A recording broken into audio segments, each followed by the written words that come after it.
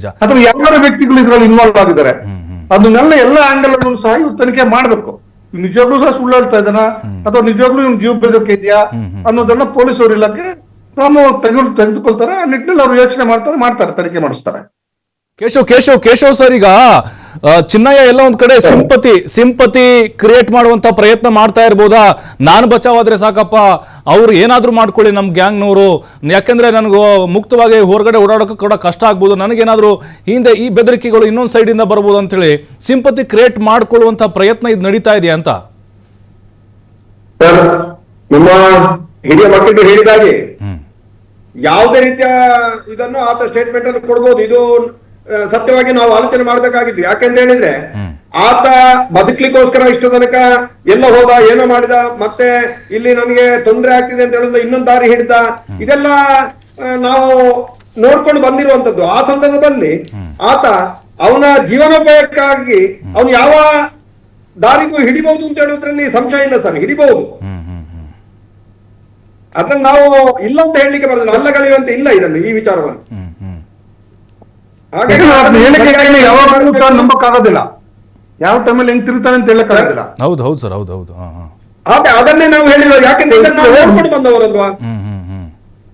ಹಾಗಾಗಿ ಏನೇನೋ ಮಾಡ್ಕೊಂಡು ಯಾವೆಲ್ಲ ಕಥೆಗಳನ್ನು ಹೇಳಿದ್ದು, ಇದು ಕೂಡ ಇದರ ಹಿಂದೆ ಷಡ್ಯಂತ್ರಗಳು ಇರ್ಬಹುದು ಅಥವಾ ಇಲ್ಲವೋ ಇದು ಅಂತ ಹೇಳೋದನ್ನು ಕೂಡ ನಾವು ಅಲ್ಲಗಳೆಯುವಂತೆಲ್ಲ ಇರ್ಬಹುದು. ಹಾಗಾಗಿ ಅದು ಕೂಲಂಕುಷವಾಗಿ ತನಿಖೆ ಆಗ್ಬೇಕು.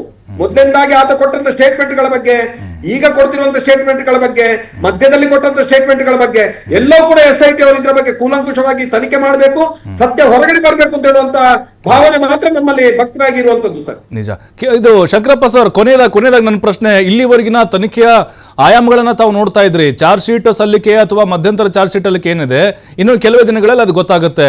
ನಿಮ್ಮ ಮಾಹಿತಿ ಪ್ರಕಾರ ವೈಯಕ್ತಿಕವಾಗಿ ಹೇಳೋದಾದ್ರೆ ಇವೆಲ್ಲ ಆರೋಪಗಳು ಟುಸ್ ಪಟಾಕಿ ಆಗ್ಬಿಡುತ್ತಾ ಅಂತೇಳಿ ಫೈನಲ್ ಆಗಿ? ನೋಡಿ, ಏನು ಕಂಪ್ಲೇಂಟ್ ಕೊಟ್ಟಿದ್ದಾರೆ, ಕಂಪ್ಲೇಂಟ್ಗೆ ಪೂರಕವಾಗಿರ್ತಕ್ಕಂಥ, ದೂರಕ್ಕೆ ಪೂರಕವಾಗಿರ್ತಕ್ಕಂಥ ಯಾವುದೇ ಸಾಕ್ಷ್ಯಾಧಾರಗಳು ಇಲ್ಲಿವರೆಗೂ ದೊರೆತಿಲ್ಲ. ಹೌದು ನೋಡಿ, ಅದು ಅನೇಕ ನೂರಾರು ಜನ ಶವಗಳನ್ನು ಊತಿದ್ವಿ ಅಂತಕ್ಕಂಥ ಆತನೇ ಒಪ್ಕೊಂಡಿರ್ತಕ್ಕಂಥ ವಿಚಾರವನ್ನ ಕಂಪ್ಲೇಂಟ್ ಅಲ್ಲಿ ನಾವು ಗಮನಿಸಬಹುದು. ಹೌದು. ಆದ್ರೆ ಅದನ್ನ ಕಂಪ್ಲೇಂಟ್ ಅಲ್ಲಿ ಇರ್ತಕ್ಕಂಥ ಅಂಶಗಳು ಪೂರಕವಾಗಿರ್ತಕ್ಕಂಥ ಸಾಕ್ಷಿಗಳು ಎಲ್ಲೂ ದೊರೆಯಲಿಲ್ವಲ್ಲ. ಹೌದು. ಆಮೇಲೆ ಜೊತೆಗೆ ಇದನ್ನ ಕೊಟ್ಟಿದ್ದ ಹೇಳಿಕೆಗಳು ದಿನ ಒಂದೊಂದು ಬದಲಾವಣೆ ಮಾಡ್ಕೊಂಡು ಹೋಗ್ತಾ ಇದಾರಲ್ಲ. ಇಂಥವರ ವ್ಯಕ್ತಿಗಳಿಂದ ಬೆದರಿಕೆ ಇದೆ ಅಂತ ಹೇಳ್ತಾ ಇದಾರಲ್ಲ, ಅದೆಲ್ಲ ಈಗ ಅಡ್ಮಿಟೆಡ್ಲಿ ಅಲ್ಲಿ ನಡೀತಾ ಇರ್ತಕ್ಕಂಥದ್ದು ಅನೇಕ ಸಾವು ನೋವುಗಳಾಗಿದ್ದಾವೆ ಅಂತ ಎಲ್ರಿಗೂ ಗೊತ್ತಿರ್ತಕ್ಕಂಥ ವಿಚಾರ. ಹೌದು. ಆದ್ರೆ ಆ ಸಾವು ನೋವುಗಳು ಯಾವ ರೀತಿ ಆಗಿದೆ ಅಂತಕ್ಕಂಥದ್ದು ತನಿಖೆ ಮಾಡ್ಬೇಕಾಗಿದ್ದು ಪೊಲೀಸವ್ರ ಕರ್ತವ್ಯ.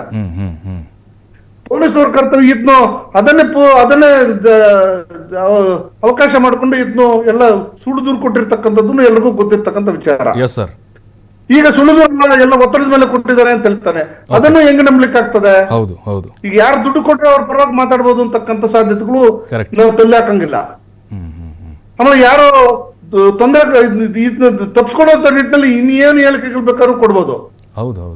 ಸೊ ಇದನ್ನ ತನಿಖಾಧಿಕಾರಿಗಳು ಗಂಭೀರವಾಗಿ ಪರಿಗಣಿಸಬೇಕು. ಈ ನಿಟ್ಟಿನಲ್ಲಿ ತನಿಖೆಗಳು ನಡೆಸಿ ಸುಮ್ಮನೆ ಅನಗತ್ಯವಾಗಿ ಬೇರೆಯವರೆಲ್ಲ ಬರಬಾರದು ಇದ್ರಲ್ಲಿ. ತನಿಖೆಗೆ SIT ಇರೋದ್ರಿಂದ ಅದಕ್ಕೆ ಬಿಡ್ಬಿಡ್ಬೇಕು. ಎಲ್ಲ ಸುಮ್ಮನೆ ರಾಜಕಾರಣ ಮಾಡ್ತಕ್ಕಂಥದ್ದು, ಸಂಘ ಸಂಸ್ಥೆಗಳು ಬರುವಂತದ್ದು, ಧರ್ಮಗಳು ಬರ್ತಕ್ಕಂಥದ್ದು, ಅದ್ಯಾವುದು ಜೈನ್ ಧರ್ಮ ಅಂತ, ಇನ್ನೊಂದು RSS ಅಂತ, ಇನ್ನೊಂದು BJP ಅಂತ, ಇನ್ನೊಂದು ಕಾಂಗ್ರೆಸ್ ಅಂತ, JDS ಅಂತ, ಇವೆಲ್ಲ ಬಿಡ್ಬಿಡ್ಬೇಕು. ಅವೆಲ್ಲ ಯಾಕೆ ಅನಗತ್ಯವಾಗಿ ಜನಸಾಮಾನ್ಯರನ್ನ ತಪ್ಪುದಾರಿಗೆ ಎಳೆಯುವಂಥದ್ದು? ಮಾಡಬಾರ್ದು.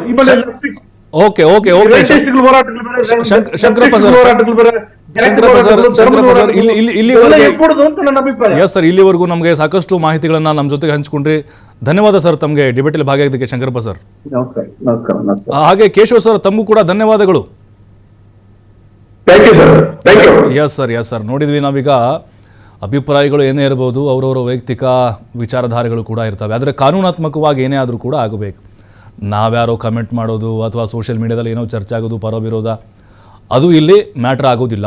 ಅಂತಿಮವಾಗಿ ಕಾನೂನಾತ್ಮಕವಾಗಿ ಏನಾಗುತ್ತಪ್ಪ, ನೂರಾರು ಶವಗಳನ್ನು ಹೂತಿರೋದು ಅಥವಾ ಅಲ್ಲಿ ಅತ್ಯಾಚಾರಗಳು, ಕೊಲೆಗಳಾಗಿರೋದು ಕೋರ್ಟ್ ಅದನ್ನ ತೀರ್ಮಾನ ಮಾಡುತ್ತೆ. ಹಾಗಾಗಿನೇ ಈಗ ಇಡೀ ಪ್ರಕರಣಕ್ಕೆ ಟ್ವಿಸ್ಟ್ ಕೊಟ್ಟಿದ್ದು ಮಾತ್ರ ಸುಳ್ಳಲ್ಲ.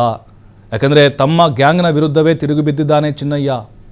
ಆತನ ಹಿಂದೆ ಯಾವುದೋ ಕಾರಣದ ಕೈಗಳಿದ್ದಾವೆ ಅನ್ನುವಂಥದ್ದು ಇನ್ನೊಂದು ಆ್ಯಂಗಲ್ನಲ್ಲಿ ಚರ್ಚೆ ಆಗ್ತಾ ಇದೆ. ಖಂಡಿತವಾಗಲೂ ಆ ಗ್ಯಾಂಗ್ ಮಧ್ಯೆ ಬಿರುಕು ಮೂಡಿದೆಯಾ ಅಥವಾ ಕಾನೂನಾತ್ಮಕವಾಗಿ ನಮ್ಗೆ ಹಿನ್ನಡೆ ಆಗುವಂಥ ಹಂತಕ್ಕೆ ಹೋಗಿದ್ದೀವಿ ಅಂಥೇಳಿ ಅವರು ಚಿನ್ನಯ್ಯನ ಏಕಾಂಗಿಯಾಗಿ ಮಾಡಿದ್ರ. ಬಟ್ ಇಲ್ಲಿ ಅನಾಥವಾಗಿರೋದು ಮಾತ್ರ ಚಿನ್ನಯ್ಯ. ಯಾರನ್ನ ನಂಬಿ ಬಂದಿದ್ನೋ ಅವ್ರೀಗ ಕೈಗೆ ಚಿಪ್ ಕೊಟ್ಟಿದ್ದಾರೆ ಅಷ್ಟೇ.